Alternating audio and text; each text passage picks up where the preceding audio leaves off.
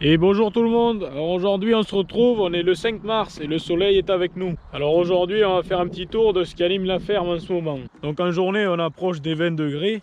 Alors on a eu pas mal de pluie pendant un bon moment et maintenant le soleil est avec nous depuis 15 jours.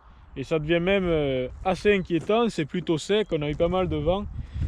Il a tellement plu, regardez comment est la terre. C'est sec et c'est tassé. Donc allez, on va aller faire un petit tour des brebis, qu'on commence à sortir la journée. Bon, il faut savoir qu'il était grand temps que le beau temps revienne. Ça permettait de nouveau de faire des choses à l'extérieur, parce que pendant quelques temps, on était un petit peu bloqué. Donc les stocks de foin sont bien diminués, alors avec le soleil, on a pu ressortir quelques brebis la journée. Donc ici, je me trouve sur une parcelle qu'on avait semée en colza l'été dernier. Donc là, il y a eu de la pluie, alors dès que le soleil est revenu, ça a repoussé un petit peu, alors on y a fait pâturer les brebis. Donc vous voyez là, c'est le dernier jour qu'on les met, parce qu'ensuite ici ça va être labouré pour semer une prairie. Donc là ici c'est un des deux troupeaux de brebis qui vont aller à la lutte au mois d'avril pour agneler au mois de septembre. Et de l'autre côté de la clôture, c'est toujours une parcelle de colza, mais ce sont les antenaises qu'on a échographiées. Donc ils vont agneler au mois de mai. Tout est mélangé, les doubles, les simples, il y a même les vides. Donc en fait la logique c'est les vides, on va les mettre avec celles d'à côté pour les remettre à la lutte.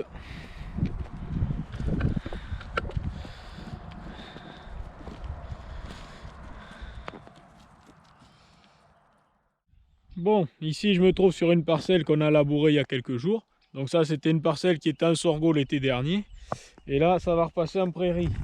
Bon, heureusement qu'on a les charrues qui sont quand même assez solides parce que, comme vous pouvez voir, on a levé une sacrée bête. Elle doit bien faire 2,50 m. Ça va être un peu compliqué pour la casser, mais enfin, c'est les joies du cos. Bon, vous voyez que la terre est déjà bien sèche. Il y a de la pluie qui est annoncée potentiellement, entre guillemets, pour les prochains jours. Donc on a décidé de commencer les épandages d'engrais. Là, la parcelle est d'apparence plutôt verte. Mais nous, le signal pour mettre l'engrais, c'est lorsque les feuilles deviennent un peu jaunes. Comme ceci. Donc généralement, quand ces symptômes apparaissent, c'est un manque d'azote. Alors dans certains cas, ça peut être des maladies.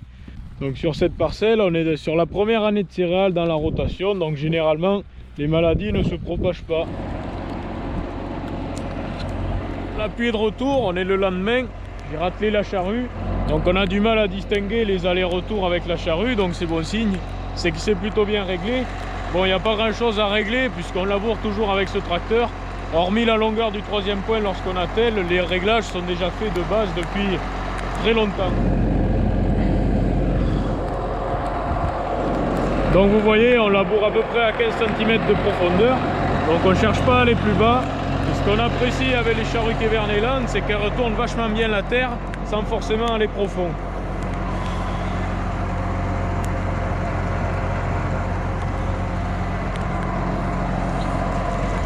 Donc c'est des charrues qu'on trouve assez légères mais solides à la fois. Donc pour chez nous c'est quand même un bon compromis. Nous avons des sécurités mécaniques, bien sûr, puisqu'il y a beaucoup de cailloux. Elles déclenchent assez souvent. Donc c'est une charrue qui a plus de 20 ans maintenant, que l'on a en propriété. Et franchement on la changerait pour rien au monde. On laboure toujours avec le MX. Voilà. Donc idéalement on pourrait même labourer avec un versoir de plus. Le tracteur y arriverait sans difficulté. On a des terres plutôt légères qui se labourent avec un tracteur qui n'a pas forcément besoin d'être très puissant. Le tracteur il va avoir 23 ans cette année. Il était quand même assez moderne pour l'époque. C'est vachement pratique en bout de champ. J'ai le bouton ici pour lever le relevage. Et il y avait déjà un distributeur électrique.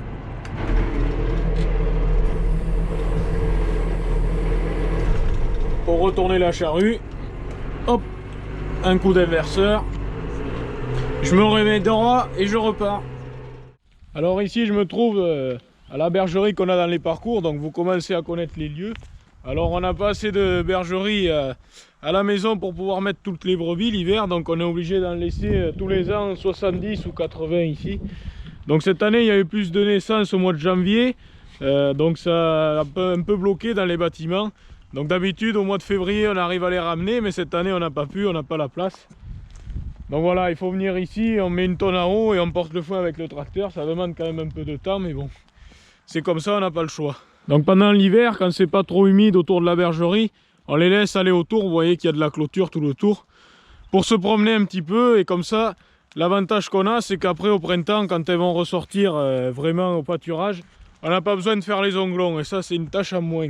Donc là, on va les faire passer dans une parcelle qu'on a rachetée. Donc vous avez vu les clôtures cet automne. Il y a l'herbe qui est un petit peu poussée avec le retour de la douceur. Donc comme on va vouloir le labourer bientôt, on va essayer de le faire pâturer au maximum. Attention à la route. Donc ça, ce sont aussi des brebis qui vont lutter au mois d'avril. Il y en aura un peu plus de 200 à peu près qui vont aller au bélier pour agnoler au mois de septembre. D'habitude, on passe le vibroculteur avec le 845. Et comme il est en train de prendre l'engrais, là, je fais avec le gros tracteur. Donc chez nous, on travaille souvent avec les herses plates ou le vibro. C'est pas trop argileux, donc on n'a pas besoin forcément d'outils animés par la prise de force pour affiner la terre.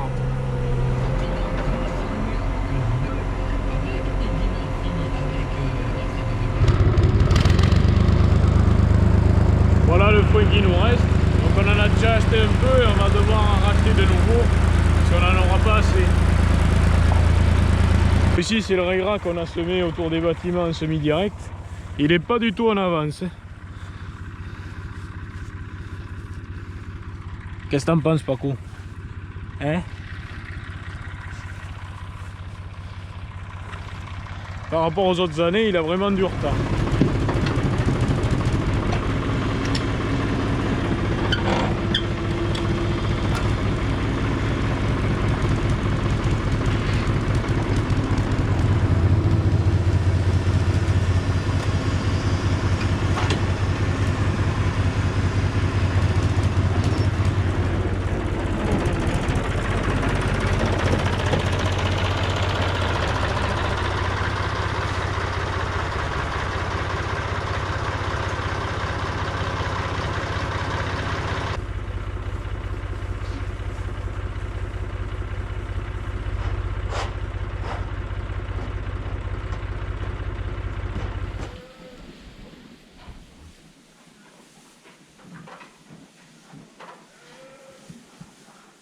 Ici je me trouve dans la grande bergerie. Alors là ce sont les brebis doubles avec donc 2 agneaux. Donc il y en a une partie là et l'autre partie qui est ici. Et donc ici, vous vous en doutez, dans le tunnel, ce sont les simples. Bon, il y en a déjà qui sont beaux.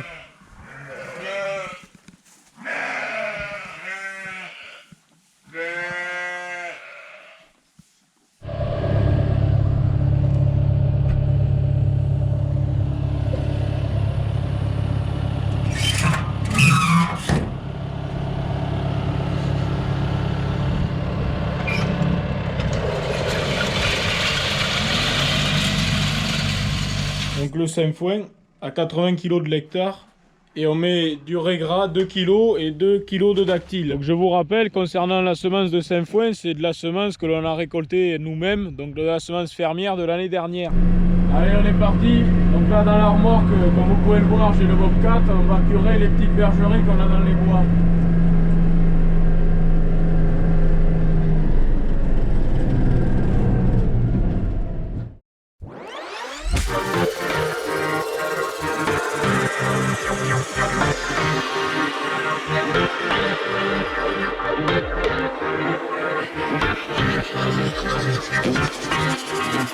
Thank you.